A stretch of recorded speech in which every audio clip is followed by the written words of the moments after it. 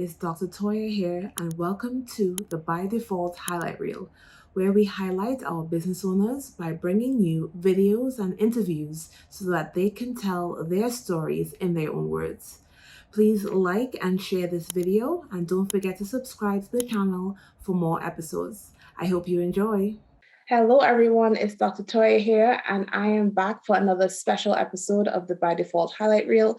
I am here with Dr. Safiyya Shabazz, and she is one of our physicians who is on the directory, and this is the Doctor Spotlight. Welcome, Dr. Safiyya. Thank you for having me. Yes, thank you. I'm very excited to have you. So before we get into your medical practice and things like that, please tell viewers a little bit more about you, where you're from, things like that. Well, I am Dr. Safiyya Shabazz. I am a family physician. I was born and raised in Philadelphia, and I tried to leave for a brief while. I spent a little bit of my training in Atlanta with my Morehouse family, but I've mainly been here in Philadelphia. I have a private practice here for the last 12 years, Fountain Medical Associates. And I have a pretty diverse array of patients, but my main demographic is Black people from Philadelphia, especially the Black Muslim population here. Perfect. There's a lot of things that I want to get into there. So I didn't know you went to Morehouse. What did you do at Morehouse? Well, I started my internship there. I started residency there, and I planned to complete my training there, but ended up having some personal reason. Basically, I got a divorce, moved back home, and finished my training in Philly at the University of Penn. That's my alma mater. Gotcha. Okay, so we're kind of close. So I did my training at Pennsylvania Hospital. So yeah, just a little bit across the way there. Yep. Yeah. Okay. A lot of people, it's funny because there's not that many different places for people to deliver their baby here in Philly. I think there's been quite a bit of contraction over the last 20 or so years. But people would come all the way from my neighborhood, which is Mount Airy, and go way downtown to Pennsylvania because they had such great OB services there. So yeah.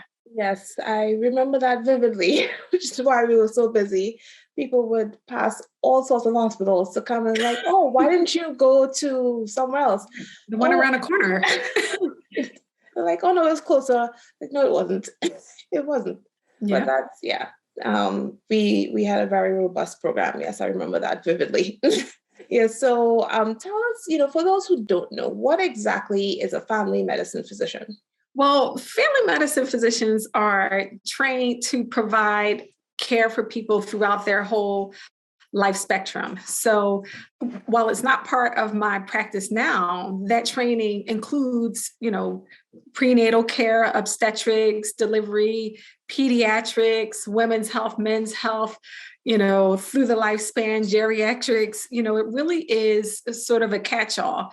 And, on the one hand, some people coming out of a school like Penn, where it's like very specialty based, people looked at me like I had two heads, like, why in the world would you go into family medicine? You're just going to be, a runny nose expert, which is hilarious because there are many days when, before the pandemic, because now runny noses have a whole new meaning.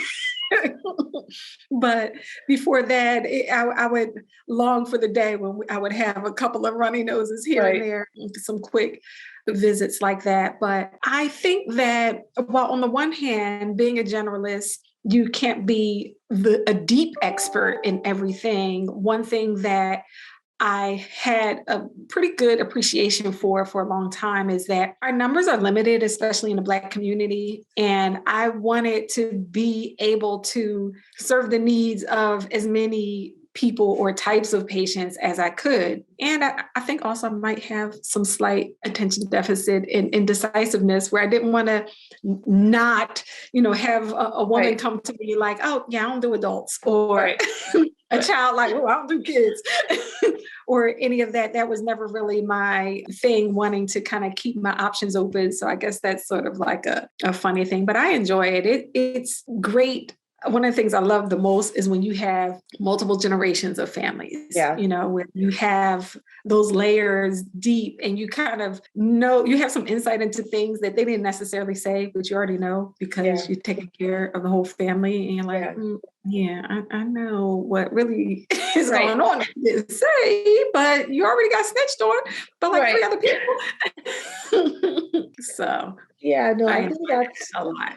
Yeah, that's one of the nice things about family medicine. I think, as you said, especially, coming from a place like Penn, people kind of almost look down on family practice, but it's that relationship that you can build. You can see someone from childhood to, old age, and you really can't get that anywhere else. Right. And I think the right kind of person, like for me, I'm a nerd. Like I probably, I don't know how my peers are, but I read a lot. And if I don't know, I look up things where, I know my limitations, but I don't have that many of them. Okay. I mean, I don't do surgery and, I know when to call in the guards, but I'm all right. I think, hey, you're more than all right. Yeah. So, you don't have to do surgery. You do a lot. And, one thing I think people forget in most of the world, general practitioners, which is what you are, that's a thing. Having a GP where I came from, being a GP is what we call it. It's what a lot of people are and who I saw when I was growing up and things like that. So it's not so far-fetched to have somebody who takes care of everything and does everything. So we know what in that environment at Penn, I'm sure there was a lot of outside, like, oh, you should do this, you should do this. Why specifically did you go into family medicine? It's interesting because even though that was true in that environment, while I was in medical school there, they were starting a family medicine residency program.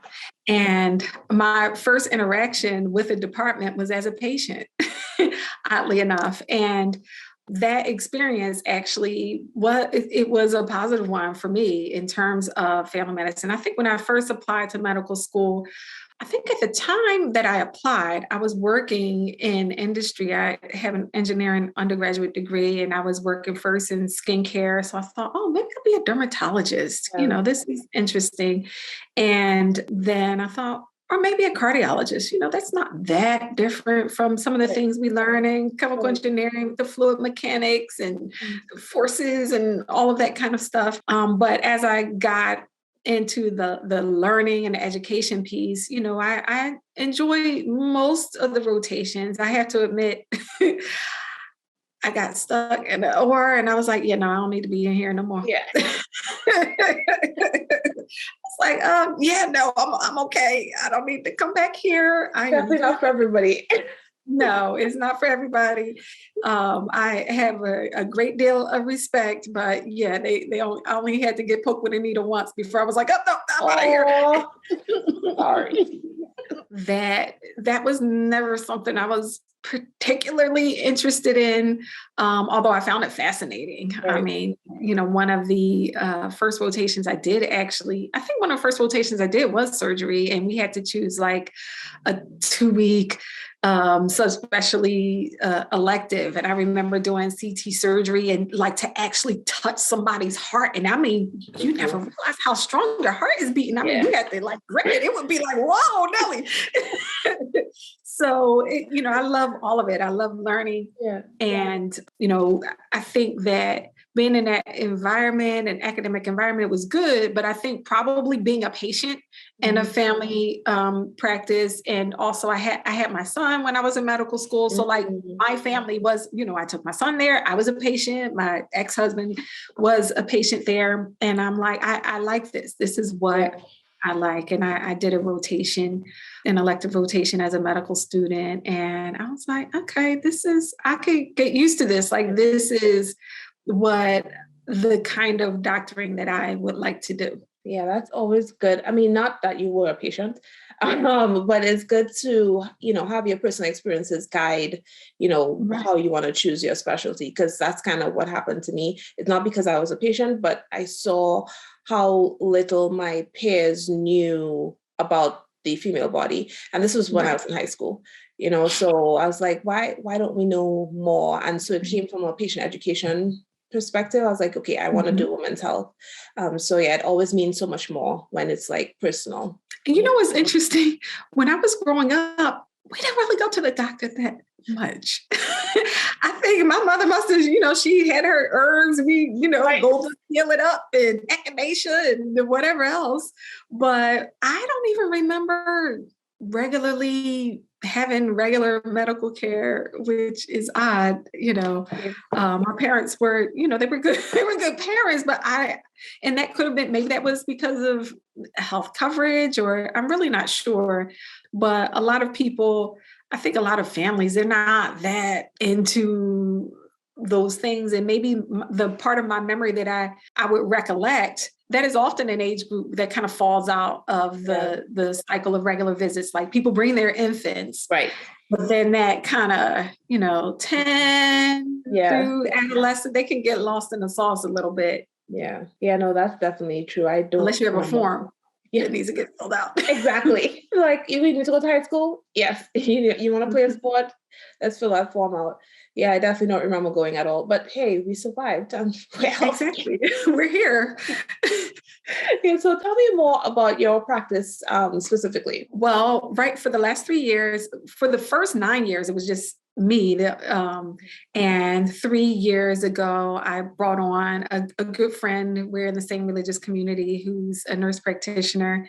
And so the two of us are there taking care of the patients. I've had, a whole array of staff. I've had a lot of people who aspire to be physicians who may come through and work as medical assistants for a year, typically not longer than that.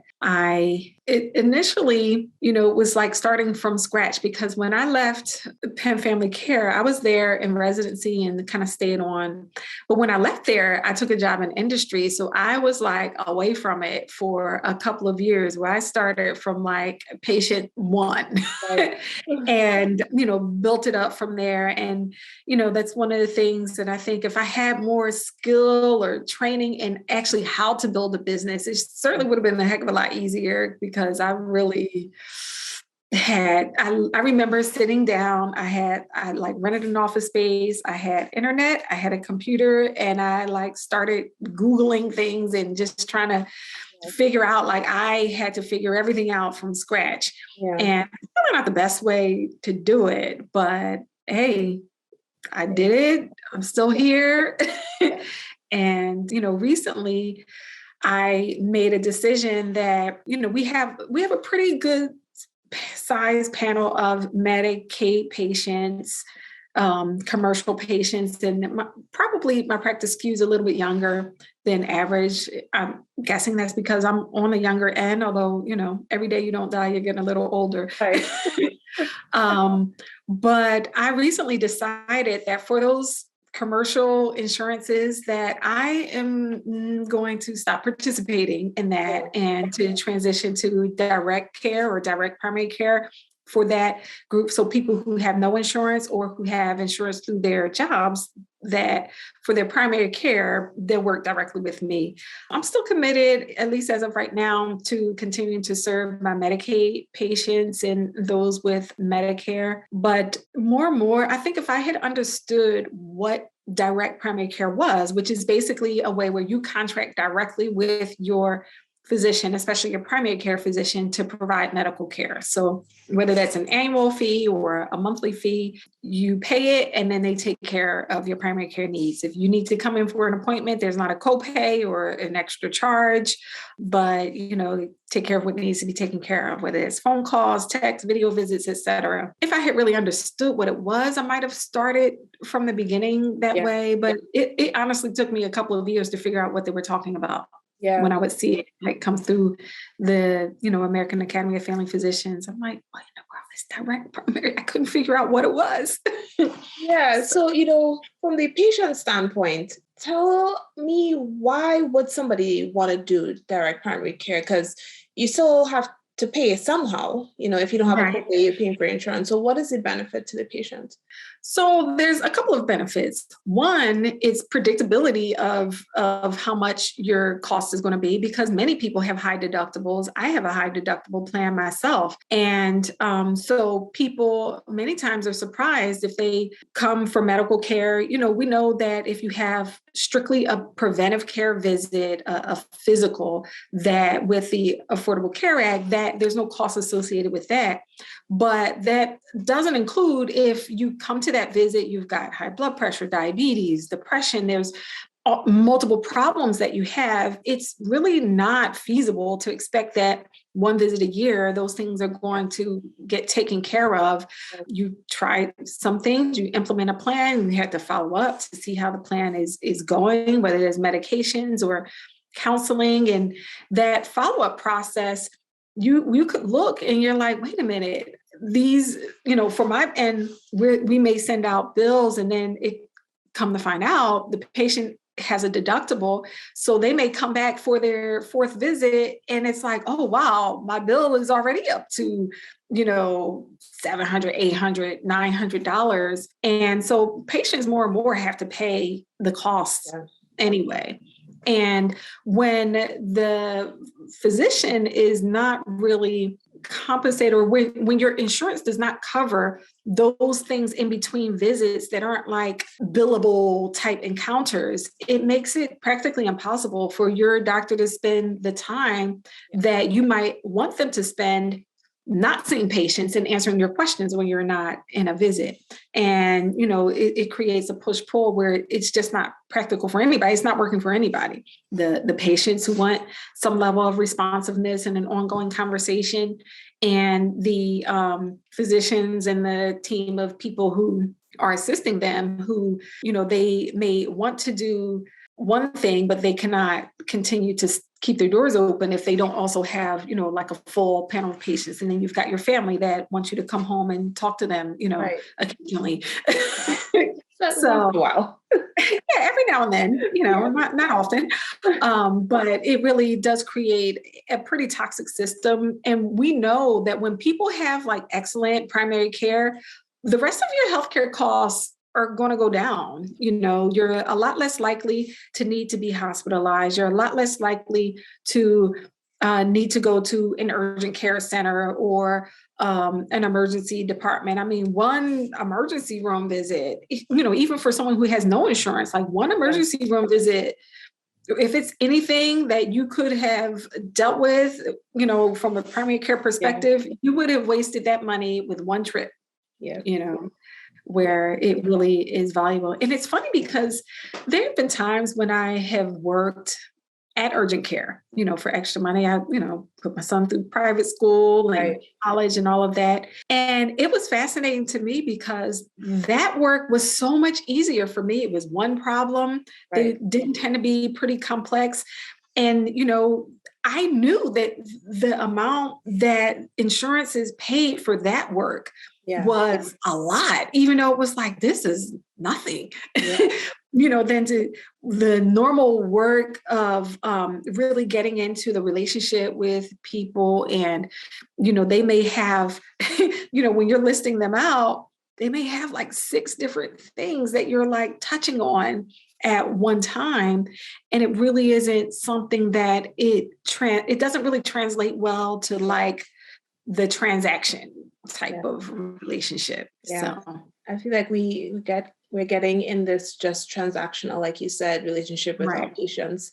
And for somebody like you, especially a family medicine physician, the relationship is important, right? So yeah, it sounds like switching to direct primary care is going to save that. Yep. And, and with the Medicaid patients I have, one of the things that I think is great, at least in my area, there's some of that they have to worry about, in that, the way it's set up, you do have to have a visit of some sort in order for it to be covered. But at least in Philadelphia, you don't have to pay to see your primary care physician. Which I think is really important, because then, people, before it used to be flipped around where they didn't have to pay to go for emergency care, but they did have to pay to come to their primary care. And so what do you think people did? They went to the emergency room instead. So I think that it does create a lot of flexibility, especially with the advent of telehealth. One of the challenges for my patients with Medicaid before, they may be working, but have jobs where they don't really get paid for time that they're not there. And so to take off work to come in physically to the office for a visit, I mean, it's not, even though they didn't have to pay for the visit itself, like that's not a small thing if you're not going to be paid to for those hours that you were gone and coming into the office. But now, you'd be surprised. I, do visits with people where going over their numbers for high blood pressure, diabetes, even, discussing more in-depth things like their depression, or even, at times things like infertility or PCOS and weight and all of those things. And they could be anywhere. They could be at work and stairwells in their car. I remember it's like a way of doing home visits in a way too. Yeah. I remember laughing at a patient where I'm like, oh, I see that nice coat rack you have back there. She had like an exercise bike, but it was just clothes on it. Right. I'm like, see, this is the problem if you took all those clothes off of it and hopped on there. So that is one of the bright sides that the pandemic brought on is, people really understanding that we need to have some flexibility in the way we provide care and, being creative about how to do that. So, yeah. So you mentioned that you do telehealth now. So tell me more about all of these services, because I'm sure people, they want to see if you are their next doctor. So what are all these services you provide in your practice? Routine physicals, including management of chronic conditions, diabetes, high blood pressure, depression, anxiety, weight gain, thyroid conditions, a lot of routine things that a large section of the population may have. Screening for cancers, doing cervical cancer screening, making sure people are up to date with colon cancer screenings and other things that I might not actually do the procedure myself. Like I don't do colonoscopies, but I do keep track of when someone is due, refer them out for those things. Well child visits, monitoring the growth and development of children. As I said, in my practice, I don't deliver babies, but it's funny because when I ran into a patient that I delivered in the mall one time, and my son was like, I didn't know you knew how to do that. I guess he thinks the world of, people who deliver babies. So he had no idea that I even had any experience with that at all. So I ask everyone, what does it mean to you to be a Black physician? Well, for me, I take it as a huge honor and a huge responsibility. I know that we're short in number when we look at the larger population. It gives me a great sense of joy to be able to serve in this special way because I know that I know what it took to even get the skills that are needed to do what I do. And it makes me super happy when I see people's reaction to me and their relief at finally finding a physician that they consider like them, that understands them, not just on a medical level, but that whole social and a cultural piece. And, those little things where you kind of had to have grown up in the community to understand that. I mean, even something as simple as I was trying to explain to one of the ladies at the hospital that my patients, they already know I'm Black because of my name. Right. And she she didn't understand. I'm like, yeah, they already know. That's why that's why a lot of them chose me, is because they know, even you might see an Ali or Muhammad and you're not sure, but Black people know that if you see Shabazz, somebody Black. Right. And I mean, the first name too, Safiyya, this person's Black. Right. Well, no, not necessarily, because they could be, they could be Pakistani or a lot of different things, but Shabazz, that's a nation thing. Right. So I take it as an honor. And it's interesting though, because, in the last couple of years, I actually have a much more diverse patient population than I ever really had. Part of that is, when I moved to the location where I am, the neighborhood where I live and where my practice currently is, I think at one point was voted the most integrated neighborhood in America. And so being street level where people walk by, like everybody wants a good doctor. Like Right. weren't necessarily looking for a Black doctor. I think most of my Black patients were, but the ones who weren't, they just wanted someone who was excellent and, they're glad, and they enjoy it, and we serve them as excellently as we serve anyone else, even though that's not what I set out to do in order to capture that audience. But I think people appreciate, getting good care. Yeah. They appreciate excellence and Black excellence. Yes. Yeah. So tell our viewers where they can find you and your practice. Well, if you're in Philadelphia, then that's simple, but anyone, wherever you are, can find us online at fountainmedonline.com. So that is where you can read about our services, read a little bit more about my background and training, and you could sign yourself up. You could refer a friend. Philadelphia is a big city, and we serve you. That's what we came up with. I had a student who was rotating once, and at the end of her rotation, that was one of her comments. She's like, "There's a lot of love here." So I'm like, you know what? That'll be our slogan: the family practice that loves you back. Oh, I love it. I love it. Yep. And then, just touch on, where do you service for telehealth?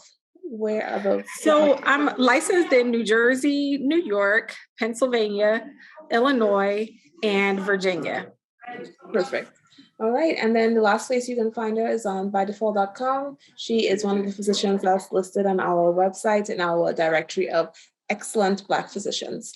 Safiyya, thank you so much. It was Thank you so much. And thank you for what you're doing. I just love the mission behind what you're doing. I'm glad to be a part of it, and I'm sure you'll continue to be wildly successful. Well, thank you so much. All right. That's it, guys. We'll see you next time. Bye.